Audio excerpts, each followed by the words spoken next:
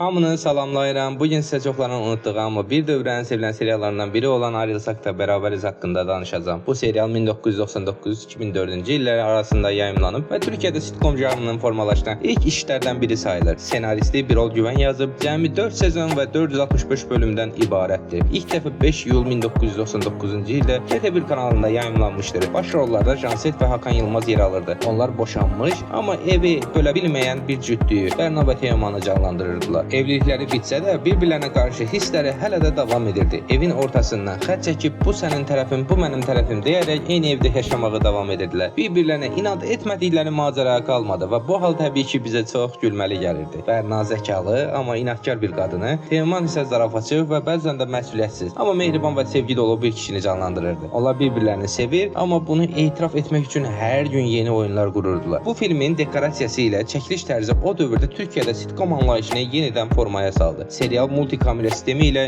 yəni canlı tamaşaçı qarşısında real gülüş səsləri ilə çəkilirdi. Bu sonradan Ən Son Babalar Duyar, 80-lər və Çocuklar Duymasın kimi məşhur komediyaların da yolunu açdı. Həmçinin bu işlərin də senaristi Birol Güvəndir. Ayrılsaq da Bərabəriz 2015-ci ildə TV8-də yenidən çəkilən versiyası yayımlandı. Lakin Mete Horozoğlu və Alqı Ege nə qədər sevilən aktyorlar olsa da, izləyici Canset və Hakan Yılmaz ikilisini yerinə qoya bilmədi. Həm də artıq bu tip dar məkanlarda çəkilən seriallar maraq qazanmışdı. Ayrılsaq da Bərabəriz bizə sadə bir həqiqəti xatırlatdı. Bəzən insanlar ayrı yaşasalar da, bu bir-birlərinə olan sevgilərinin bitdiyi anlamına gəlmir.